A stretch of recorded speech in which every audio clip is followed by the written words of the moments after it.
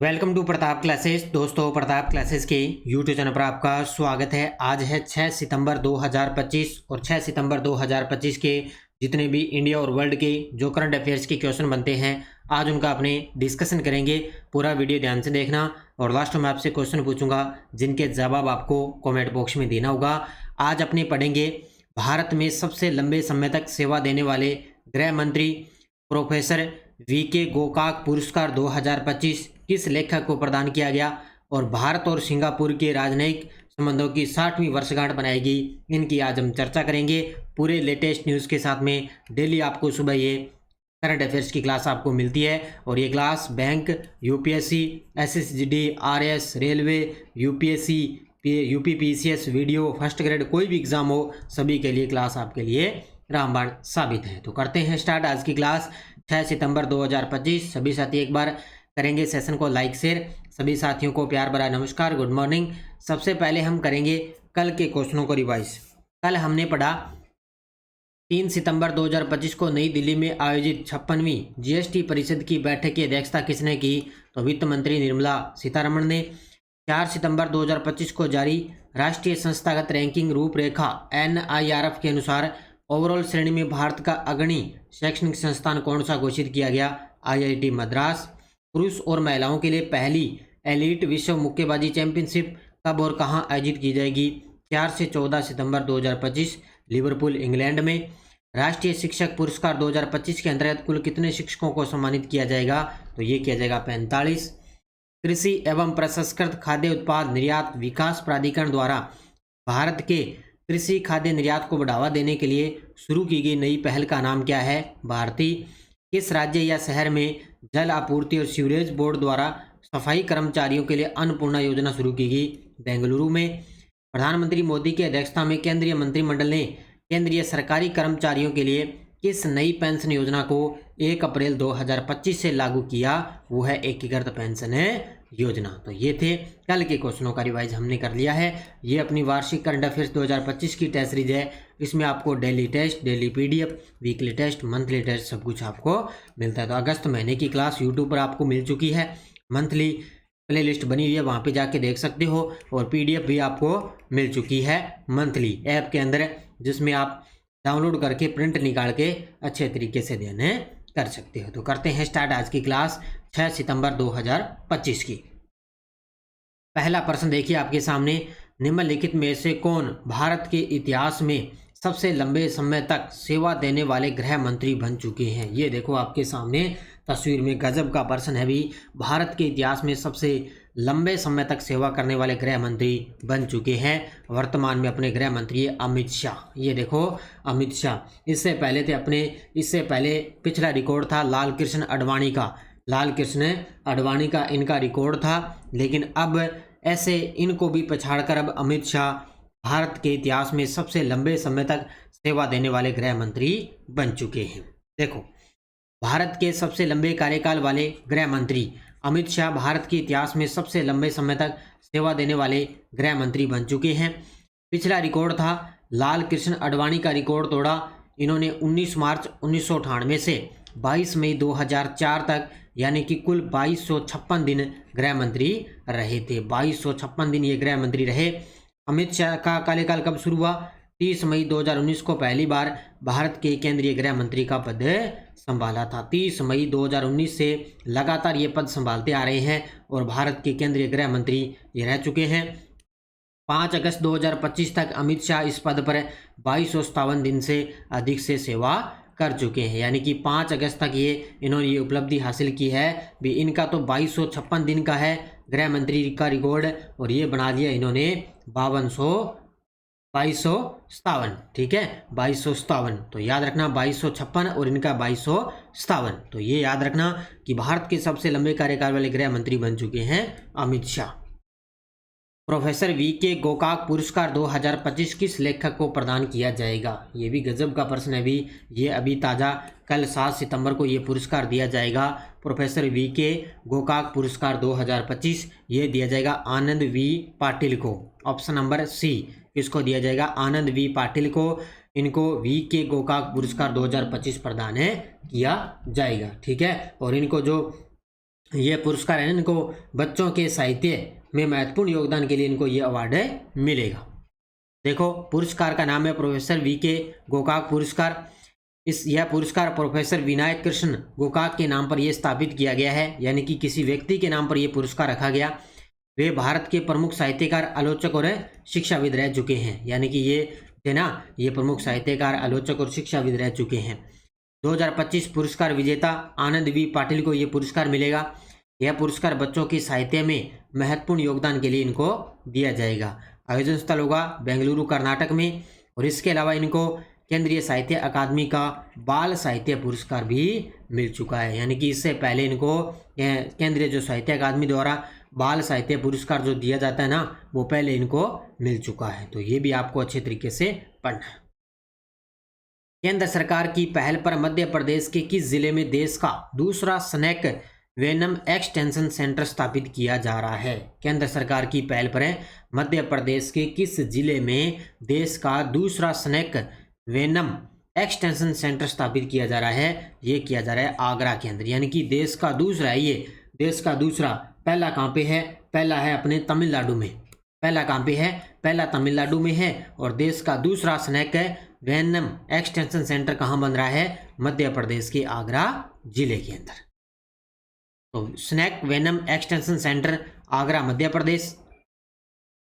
तो ये भी आगरा नहीं है, थोड़ा सा ध्यान में रख लेना, ये आगरा नहीं है, ये आगर है, ठीक है। थोड़ी सी मिस्टेक है इसके अंदर, आगर है ये, ठीक है। आगरा तो अपने यूपी के अंदर है, लेकिन ये है आगर, ध्यान रखना भी, ये आगरा आगरा नहीं है, ये है आगर। तो मध्य प्रदेश के अंदर है आगर जिला, वहाँ पे देश का दूसरा स्नैक वेनम एक्सटेंशन सेंटर स्थापित किया जा रहा है। कहाँ पे? आगर है ये, आगरा नहीं है, आगर, ठीक है। तो venom extension centre Agar Madhya Pradesh, ये देखो ये नाम है इसका, आगर मध्य प्रदेश। केंद्र सरकार की पहल, यह केंद्र भारत सरकार की पहल पर स्थापित किया जा रहा है। देश का दूसरा केंद्र है ये, देश का दूसरा स्नैक वेनम एक्सटेंशन सेंटर रहेगा। पहला तो तमिलनाडु में हो चुका है, और दूसरा कहाँ पे बन रहा है? मध्य प्रदेश में। मुख्य उद्देश्य सांपों के जहर पर शोध, क्षेत्र विशिष्ट एंटी वेनम सीरम का विकास किया जाएगा, यानी कि जो सांपों का जहर है ना, उस पे शोध, क्षेत्र विशिष्ट एंटी वेनम ये सीरम का विकास इसमें किया जाएगा। पहला है वर्तमान में ऐसा एकमात्र केंद्र तमिलनाडु में स्थित है जो दक्षिण भारत के सांपों पर आधारित है। तो ये दूसरा कहाँ पे बन रहा है? मध्य प्रदेश में। शिकागो विश्वविद्यालय के वायु गुणवत्ता जीवन सूचकांक के अनुसार भारत का सबसे प्रदूषित शहर कौन सा है? शिकागो विश्वविद्यालय के वायु गुणवत्ता जीवन सूचकांक के अनुसार भारत का सबसे प्रदूषित शहर कौन सा है? वो है दिल्ली। ऑप्शन नंबर सी, कौन सा शहर है? दिल्ली। तो दिल्ली भारत का सबसे प्रदूषित शहर है। AQLTI रिपोर्ट के अनुसार PM 2.0 यानी कि सूक्ष्म कण पदार्थ का खतरनाक स्तर है, वो दिल्ली वासियों की औसतन जीवन प्रत्याशा 8.2 वर्ष तक घटा रहा है। यानी कि सबसे ज़्यादा आपको पता है, अगर दिल्ली प्रदूषित शहर है तो धीरे धीरे जो दिल्ली वासी जो रहने वाले हैं उनकी जो जीवन प्रत्याशा है उनको घटा रहा है ये। यह रिपोर्ट शिकागो विश्वविद्यालय के एनर्जी पॉलिसी इंस्टीट्यूट द्वारा प्रोफेसर माइकल ग्रीनस्टोन और उनकी टीम के नेतृत्व में यह तैयार की गई है। दिल्ली के बाद में गुरुग्राम, फरीदाबाद, गौतम बुद्ध नगर भी वायु प्रदूषण से गंभीर रूप से प्रभावित है। इसके अलावा दिल्ली के अलावा गुरुग्राम, फरीदाबाद ये भी इससे प्रभावित है। ये किसके अनुसार है? ये शिकागो विश्वविद्यालय के अनुसार रिपोर्ट आई है, उसके मुताबिक भारत का सबसे प्रदूषित शहर है दिल्ली है। भारत के प्रधानमंत्री नरेंद्र मोदी के निमंत्रण पर 2 सितंबर 2025 को भारत का 3 दिवसीय दौरा करने वाले देश के प्रधानमंत्री कौन रहे हैं? ये देखो आपके सामने 2 सितंबर को अपने आए थे सिंगापुर के प्रधानमंत्री, इनका नाम है लॉरेंस वोंग। ये देखो आपके सामने तस्वीर में लॉरेंस वोंग सिंगापुर के प्रधानमंत्री, ये आए थे अपने भारत की यात्रा पर। 2 सितंबर को आए थे। 2, 3 और 4 3 दिवसीय दौरा करने वाले देश के प्रधानमंत्री रहे हैं। तो उत्तर होगा इसका ऑप्शन नंबर 1। तो 60वीं वर्षगांठ बनाई गई है। भारत और सिंगापुर के राजनयिक संबंधों की 60वीं वर्षगांठ 2025 में मनाएगी। प्रधानमंत्री लॉरेंस वोंग का दौरा।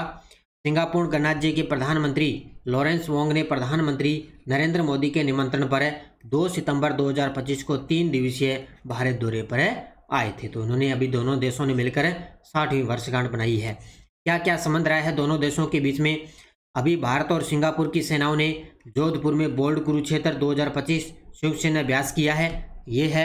इसके अलावा व्यापारिक साझेदारी की बात करें तो सिंगापुर आसियान क्षेत्र के भीतर भारत का सबसे बड़ा व्यापारिक साझेदार है और सिंगापुर भारत का छठा सबसे बड़ा व्यापार भागीदार रहा है 2023-24 के अनुसार। ये है भारत और सिंगापुर के बीच में व्यापारिक साझेदारी और अभी हाल ही में 60वीं वर्षगांठ बनाई गई है। हाल ही में संघ लोक सेवा आयोग यूपीएससी ने किस उद्देश्य से एक उत्कृष्टता केंद्र स्थापित करने की घोषणा की है? वर्तमान में यूपीएससी के अध्यक्ष कौन है? अजय कुमार। याद रखना कौन है? अजय कुमार। तो इन्होंने किस उद्देश्य से एक उत्कृष्टता केंद्र स्थापित करने की घोषणा की? वो है यूपीएससी और राज्य लोक सेवा आयोगों की श्रेष्ठ कार्य प्रणालियों का ज्ञान भंडार बनाने के लिए, यानी कि यूपीएससी और जितने भी जो राज्य लोक सेवा आयोग है उनके लिए श्रेष्ठ जो कार्य प्रणालियां हैं उनका ज्ञान भंडार बनाने के लिए एक उत्कृष्टता केंद्र स्थापित करने की घोषणा की है। तो उत्तर क्या होगा इसका? Option number B. Option number B, ठीक है। देखो, संघ लोक सेवा आयोग यूपीएससी उत्कृष्टता केंद्र की घोषणा। यूपीएससी और राज्य लोक सेवा आयोगों की श्रेष्ठ कार्य प्रणालियों का ज्ञान भंडार बनाना, इसमें पारदर्शिता, दक्षता और नवाचार को बढ़ावा देना, ये इसका मुख्य रूप से उद्देश्य रहेगा। घोषणा यूपीएससी अध्यक्ष डॉक्टर अजय कुमार द्वारा की गई और 27 राज्य लोक सेवा आयोगों के अध्यक्ष और सदस्यों के साथ वर्चुअली बैठक में ये निर्णय लिया गया। यानी कि जितने भी जो 27 राज्य वगैरह है ना, उनमें लोक सेवा आयोग है तो उनके क्या जो अध्यक्ष और जो सदस्य हैं उनके साथ वर्चुअली बैठक की गई है कि हम इस प्रकार के उत्कृष्टता केंद्र की घोषणा करने जा रहे हैं।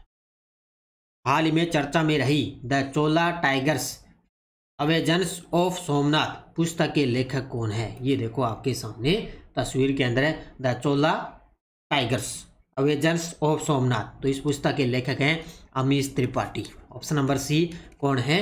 अमीश त्रिपाठी।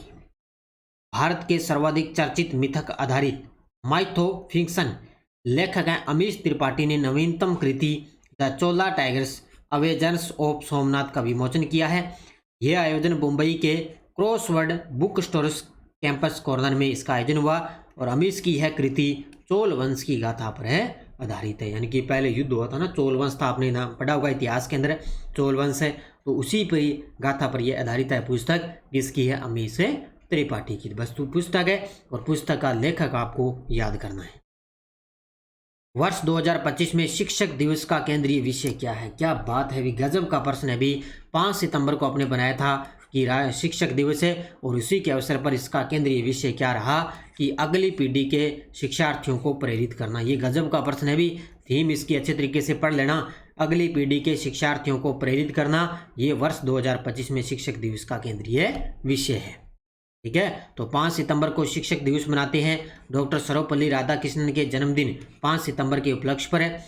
ये भारत के द्वितीय उपराष्ट्रपति और एक महान शिक्षाविद रहे और थीम रही है अगली पीढ़ी के शिक्षार्थियों को प्रेरित करना। ये मुख्य रूप से इसका विषय रहा है।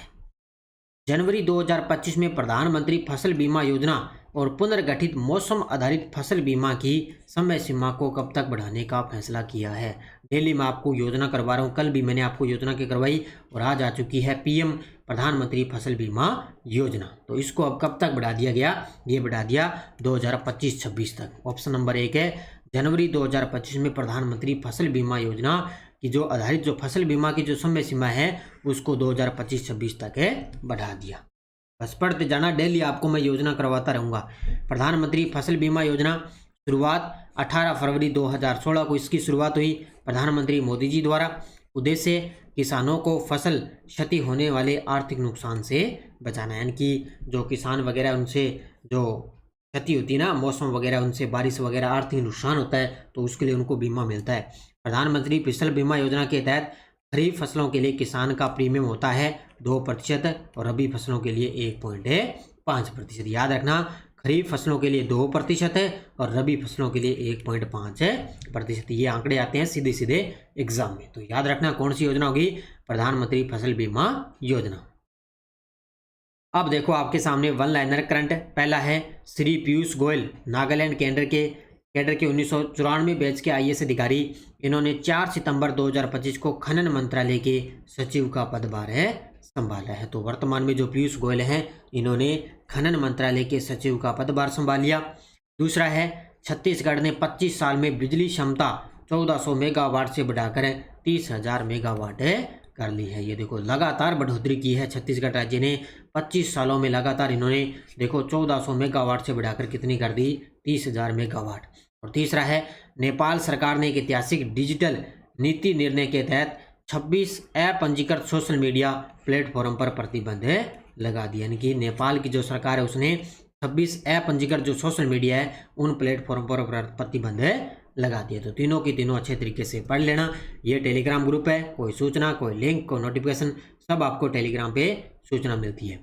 पिछले वीडियो का क्वेश्चन क्या था, मैत्री 2025 सैन्य अभ्यास किन दो देशों के बीच में आयोजित किया जा रहा है? तो ये चल रहा है अभी हाल ही में भारत और थाईलैंड के बीच में। बहुत सारे विद्यार्थियों ने बड़े गजब के जवाब दिए, उन सभी को बहुत बहुत शुभकामनाएं। अब देखो क्वेश्चन फॉर यू, किस भारतीय शहर को 2026 बैडमिंटन विश्व चैंपियनशिप की मेजबानी सौंपी गई? मुंबई, बेंगलुरु, दिल्ली, हैदराबाद? इसका जवाब आपको कमेंट बॉक्स में देना है। तो ये थी आज की अपनी क्लास 6 सितंबर 2025 की। ये अपनी एसआई की करंट अफेयर्स की टेस्ट सीरीज चल रही है। कोई भी साथी इस टेस्ट सीरीज से अगर वंचित है तो ये टेस्ट सीरीज आप जरूर ले लेना, क्योंकि राष्ट्रीय, अंतर्राष्ट्रीय, राजस्थान तीनों का करंट आएगा, सब कुछ आपको मिलेगा। एग्जाम तक आपको करंट मिलता रहेगा और पीडीएफ भी आपको मिलती रहेगी। इसके अलावा 2025 का पूरे एक साल का करंट आपको इसमें मिलने जा रहा है, तो ये ले लेना। रीट मेंस की टेस्ट सीरीज चल रही है, ये 4th ग्रेड की बुक है ही। बाकी अब तो 4th ग्रेड का एग्जाम नज़दीक आ गया है, बस आप लगातार आप अपनी जो आपने पढ़ रखा है उसको एक बार आप रिवीजन करते जाओ। तो वीडियो को सभी साथी करेंगे जाते जाते लाइक शेयर। बस ये डेली वाली जो करंट अफेयर्स की टेस्ट सीरीज है ना, ये ले लेना, बस आपका करंट अफेयर्स का क्वेश्चन गलत होगा ही नहीं। मात्र प्रताप क्लासेस का एप्लीकेशन डाउनलोड करके मात्र 100 रुपये के अंदर आप ये टेस्ट सीरीज ले लेना। 2025 पूरे एक साल का करंट आपको मिलता रहेगा। तो धन्यवाद। जय हिंद, जय भारत, जय राजस्थान।